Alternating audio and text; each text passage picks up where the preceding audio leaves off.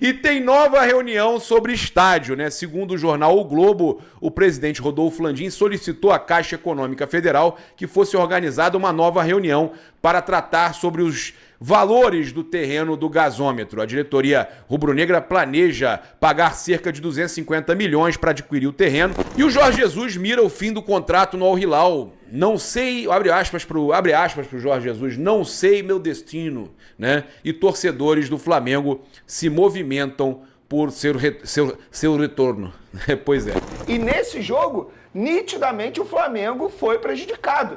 Porque se o jogador tivesse sido expulso do Red Bull Bragantino, obviamente o resultado poderia ter sido outro. Estamos falando também de um lance aos 44 do segundo tempo, que seria um pênalti para o Flamengo. Ah, vai converter ou não vai? A gente não sabe. É isso aí, nação. Vamos trazer agora mais um vídeo aqui no nosso canal. E o Paparazzo Rubro-Negro traz detalhes sobre a não renovação de contrato de Jorge Jesus na Arábia. Será que o treinador português pode voltar para o Flamengo? O jornalista deu a sua opinião. Tem também informações sobre a partida entre Flamengo e Palestino, né? Vamos trazer aqui um recorte do programa da SBT Rio, onde Vene Casagrande deu a sua opinião acerca do último jogo do nosso Flamengo, em que houve muita polêmica. Essas e outras informações agora em nosso canal. Mas antes, já pedimos a vocês que se inscrevam no nosso canal, ative as notificações e curtam os vídeos para ajudar em nosso crescimento.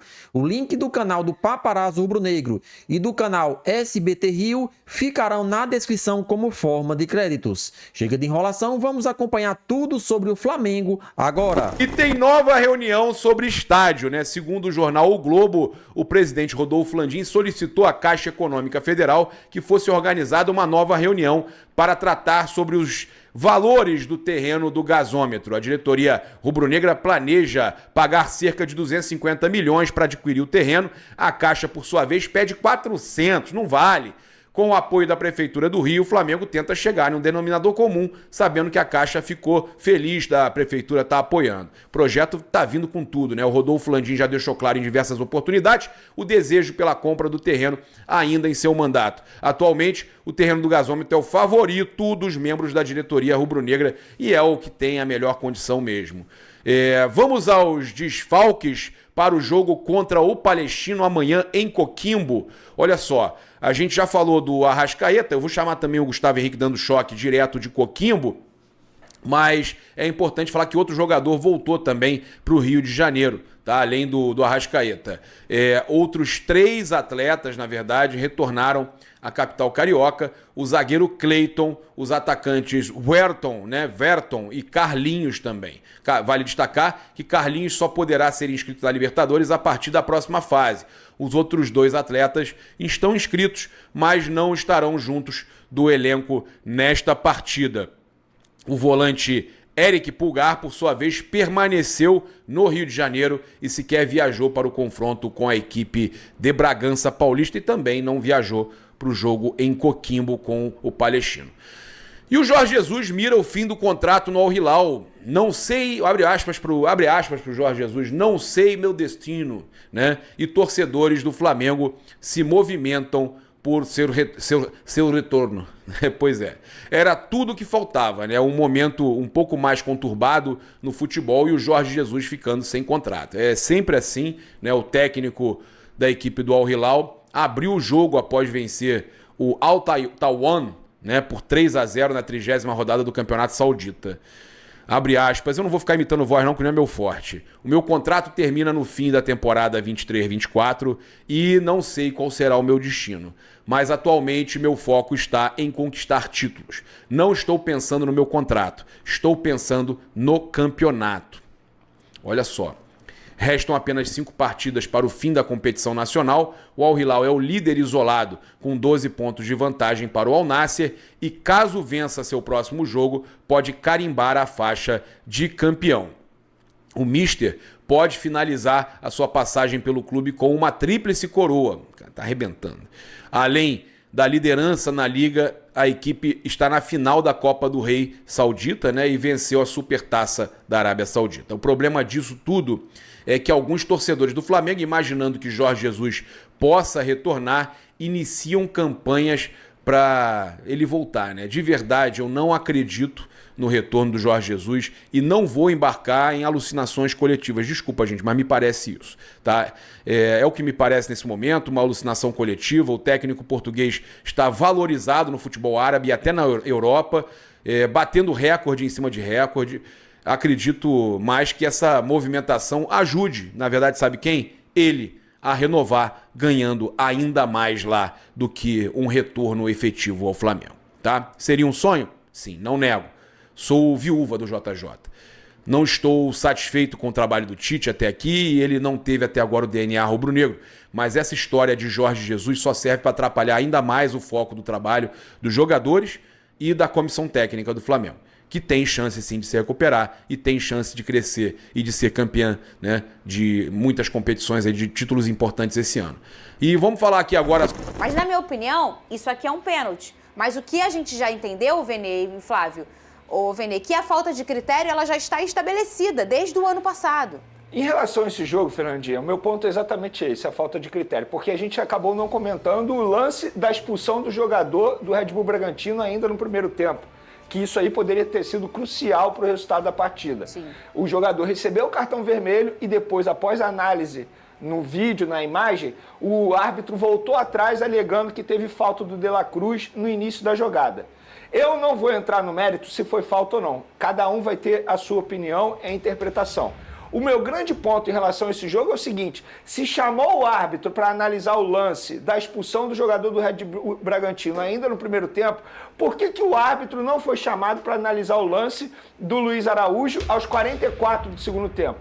É totalmente falta de critério. E aí eu entro no ponto que a diretoria do Flamengo está certa em reclamar. Novamente o Flamengo foi prejudicado. E a diretoria mencionou, e nós vamos falar aqui, no jogo contra o Botafogo, por exemplo, 2 lances era para o Botafogo, entre aspas, ter sido punido. No lance do cartão amarelo para o jogador que colocou a máscara, porque está na regra, tem que receber amarelo. Beleza. E o lance do segundo gol, que foi falta no Fabrício Bruno, que também poderia ter chamado o lance do VAR. E nesse jogo, nitidamente o Flamengo foi prejudicado. Porque se o jogador tivesse sido expulso do Red Bull Bragantino, obviamente o resultado poderia ter sido outro. Estamos falando também de um lance aos 44 do segundo tempo, que seria um pênalti para o Flamengo. Ah, vai converter ou não vai? A gente não sabe. Mas grande chance do jogador do Flamengo converter o pênalti e aí o Flamengo conseguir a virada aos 44 do segundo tempo. Sim, o Flamengo foi prejudicado. Quer dizer que é só o Flamengo que é prejudicado? Não, a arbitragem brasileira, e eu repito o que eu falei aqui, é você entrar no jogo e torcer para não errar contra você. Porque eles vão errar. É isso. A questão é o seguinte... Esse é o ponto. Onde eu quero chegar? Quem não chora, não mama. Tá certo, a diretoria do Flamengo tem que reclamar, tá todo mundo reclamando. A gente viu no ano passado a diretoria do Palmeiras reclamando, o auxiliar técnico do Abel Ferreira dizendo que tem até sistema, todo mundo reclama. Por que a diretoria do Flamengo não pode reclamar? Tá certo reclamar. O Flamengo foi prejudicado sim, a arbitragem errou contra o Flamengo e assim... Você agora, traz um só ponto para finalizar, importante. a relação do Flamengo com a CBF também tem que melhorar. Porque nos bastidores, internamente, existe uma briga entre 2 dirigentes que acaba atrapalhando o Flamengo nessa relação com a instituição CBF. Cacau Cota, diretor de Relações Externas, e Marcos Braz. Os caras não estão se falando e fica nessa briga para ver quem vai ter a relação com a CBF. E o prejudicado, na minha opinião, é o Flamengo por pura vaidade de 2 dirigentes. Agora, a gente não pode estabelecer se alguém vai ser ou não prejudicado numa relação com a CBF, mas a gente não está nem dizendo que é por isso. Mas isso não deveria acontecer se acontece.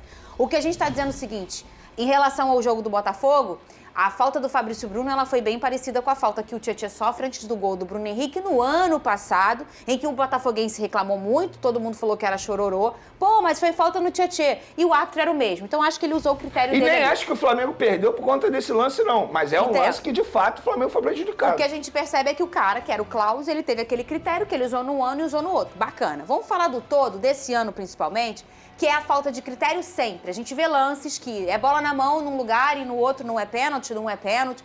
É o que a gente mais vê por aqui e a gente comentou isso no ano passado. Mas o Vene traz um recorte importante, desde o ano passado, que se todo mundo sempre reclamasse e tentasse mudar, o negócio ia ficar legal. Só que as pessoas só choram quando é com elas. O Atlético Goianiense emitiu nota, o Grêmio emitiu nota na primeira rodada. O Atlético Goianiense se sentiu prejudicado num jogo até contra o Flamengo e o Flamengo, obviamente, não falou nada. Mas aí na hora que ele é prejudicado, ele vai falar. E eu acho, tem que falar. Tem que falar. E não é chororô, não. Quando o seu adversário fala que é chororô, não é chororô, não. Tem que reclamar, porque se não reclamar, quando é que vai mudar? Quando que vai mudar um negócio desse? É erro atrás de erro. Daqui a pouco a gente vai mostrar um lance do Botafogo, Vene Flavinho, em que eles traçam a linha do Damian Soares no braço do jogador e é dito no áudio do VAR, braço do jogador. E braço não é impedimento. É uma coisa, assim, impressionante. Sabe? É um erro. E aí a gente começa a rodada assim, Deus, faça com que não erre pro meu time nessa rodada. Amém. Poxa. Não deveria ser assim, uma espécie de levar melhor no grito, ganhar no grito. Agora, se o dirigente também não reclama, ele é cobrado pela torcida. É isso. Que a torcida começa a pressionar o dirigente que se sente o time prejudicado e não fala nada. Aí a torcida do Flamengo começa a apertar a diretoria, todo mundo reclama e vocês não vão falar nada. Depois, num jogo desse que tem polêmica, a torcida quer ver aquela postura do dirigente e na entrevista coletiva, tanto que nem foi o Tite, né, que foi lá na coletiva depois do jogo. E aí o dirigente fica naquela situação, olha, se eu não falar nada, eu vou ser cobrado aqui, então tem que jogar um pouco pra galera também. Eu não sei se é coincidência, não tem exatamente esse levantamento, mas a gente pode observar que quando um time reclama muito, reclama, cria aquela polêmica toda, quase sempre nos jogos seguintes há uma boa vontade com esse time que está reclamando. E aí você abre um precedente de todo mundo reclamar e fica uma coisa chata, né? Gente, fica chato que a gente fica perdendo tempo falando disso, mostrando os dirigentes reclamando e todo mundo reclama quando se sente prejudicado. Eu nunca vi no futebol, trabalho com isso há 30 anos, chegar um técnico, um dirigente, após um jogo em que o time dele supostamente foi beneficiado e falar, olha, hoje a arbitragem foi muito mal, isso está errado e me beneficiou. Eu gostaria de ver isso, nunca vi na vida. Alguém não poderia ter essa atitude bacana de achar que foi beneficiado pela arbitragem por causa de um erro e vir a público reclamar. Nunca vai acontecer isso, né? E é isso que o Vene sempre traz. Assim, o ideal seria que todos reclamassem ao mesmo tempo, para tentar resolver o problema. Mas aí você só reclama quando é na sua vez. Aí tem, obviamente, numa rodada, aí tem 5 que se sentem prejudicados, aí emite nota oficial, reclama, fala daqui, fala dali.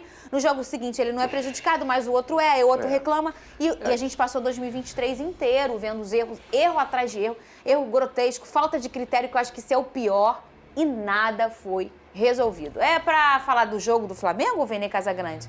Podemos falar. Você gostou Também do teve Flamengo? Jogo. Eu vou ser sincero, o primeiro tempo eu não gostei, mas o segundo tempo o Flamengo foi bem, inclusive poderia ter conseguido a vitória nos minutos finais. O Flamengo foi bem no segundo tempo, só que no primeiro tempo novamente mostrou os mesmos defeitos. Falta de transição, não tem marcação sobre pressão, desorganização tática. Então, eu acho que o Flamengo ainda tem muito a evoluir. As minhas críticas ao Tite vão continuar, mas a gente conseguiu ver no segundo tempo uma melhora muito grande. De fato, o Tite, nas suas substituições, melhorou a equipe. E eu queria levantar uma bola aqui. Muita gente criticou o Tite pela substituição do Igor Jesus ainda no primeiro tempo, dizendo que supostamente queimou o jogador. Eu vou contra essa mão aí. Na minha opinião, não queimou o jogador, não. A gente vive dizendo que tem que acabar com essa cultura de que o treinador não pode fazer substituição no primeiro tempo.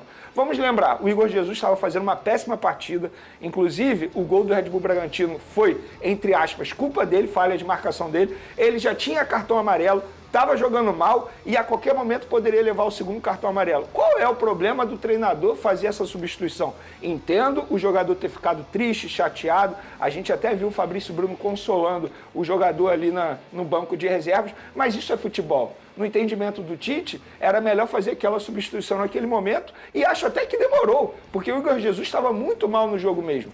Então, na minha opinião, eu reclamo do Tite em várias coisas aqui, mas nisso aí não vou reclamar não. Pelo contrário, a gente tem que acabar com essa cultura de que o treinador não pode fazer substituição no primeiro tempo. Eu concordo com você, Vene, e às vezes eu fico mesmo, fulano não tá jogando bem, o certo era ele sair, às vezes o cara não tá no bom dia, não vai queimar ninguém, mas ainda tem esse pensamento até da própria maioria na torcida, né? Com o gol do Ratão, o Botafogo foi derrotado pelo Bahia. Então é isso aí, galera, vamos trazer agora as últimas informações do Flamengo que enfrenta o Palestino pela Libertadores da América, né? O Flamengo deve ir com o que tem de melhor, mesmo sabendo que Arrascaeta está fora, Pulgar está fora. Então o nosso Mengão tenta montar aquela equipe ideal para tentar conquistar os 3 pontos, que é importantíssimo. O Flamengo precisa de qualquer forma pontuar fora de casa, haja visto que os últimos jogos não foi nada bom. O Flamengo empatou na primeira rodada, né, e perdeu o último jogo contra o Bolívar. 2 partidas essa fora de casa. Então, precisamos se recuperar agora na Libertadores da América, pontuando, e se for os 3 pontos, melhor ainda.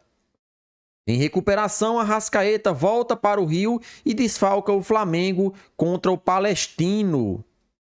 Em processo de transição, o Meia fez questão de viajar com o elenco para Atibaia e tinha pequena chance de enfrentar o Bragantino. Arrascaeta é desfalque do Flamengo para o duelo com o Palestino, nesta terça às 21 horas, horário de Brasília, no Estádio Municipal Francisco Sanches. Embora tenha viajado para São Paulo juntamente com a delegação para a partida contra o Bragantino, o Meia ainda está em processo de transição física e seguirá sua recuperação no Rio de Janeiro. Havia remota chance de ele jogar contra o Palestino, mas, mesmo ciente disso, Arrascaeta fez questão de estar com o grupo e participou dos treinamentos em Atibaia, no CT do Corinthians, neste domingo. Arrascaeta se recupera de pequena lesão sofrida no músculo posterior da coxa direita contra o Botafogo, no último dia 28. Além de Arrascaeta, voltaram para o Rio o centroavante Carlinhos, o atacante o Ayrton e o zagueiro Cleiton, descartado para os duelos contra o Bragantino e o Palestino, devido à torção no tornozelo esquerdo. Eric Pulgar ficou no Rio de Janeiro. Então o Flamengo tem um desfalque enorme aí, né? Na minha opinião, Arrascaeta faz muita falta ao meio-campo flamenguista, né? Tem essa questão de De La Cruz fazer a posição dele, mas não é a mesma coisa, né? Arrascaeta é um jogador que já tem as características do Flamengo, até porque ele já joga mais tempo no Clube de Regatas do Flamengo, né?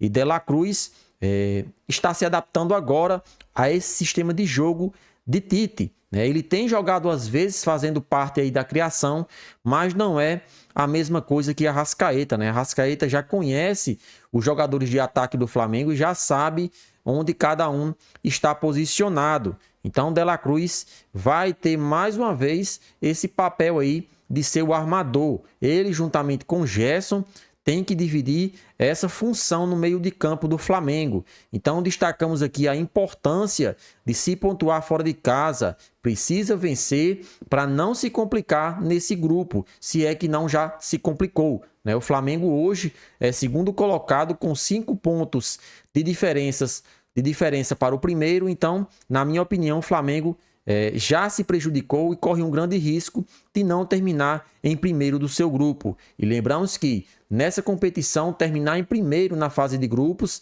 é importantíssimo. O Flamengo, terminando em segundo, vai jogar a segunda partida fora de casa e corre um grande risco de pegar um adversário muito forte aí. Qual time brasileiro vai querer pegar um adversário forte logo nas oitavas? Nenhum. Por isso a importância de fazer uma boa campanha, por isso a importância de se terminar em primeiro. Dessa forma você pegaria o segundo colocado e a grande chance de pegar um time considerado fraco é grande. Então o Flamengo não tem mais o que reclamar, já passou as partidas que passou vergonha na Libertadores, agora é focar nesse próximo jogo, tentar ganhar os 3 pontos, que é fundamental nessa briga aí, para saber quem termina em primeiro e em segundo. O Flamengo ainda enfrenta o Milionários em casa e o Bolívar, né? Time esse que o Flamengo perdeu na última partida fora de casa da Libertadores da América. Então o Flamengo tem a chance de terminar em primeiro, sim, se conquistar as 3 vitórias e torcer aí por mais um tropeço do Bolívar, né? Que é muito difícil, já que ele é líder do seu grupo e tem tudo para terminar em primeiro nesse grupo E. E aí, nação rubro-negra, será que Jorge Jesus tem essa possibilidade de voltar para o Flamengo? Pelo menos ele vai colocar uma sombra aí nesse trabalho de Tite, que não é lá essas coisas. Participa aí e deixa a sua opinião nos comentários.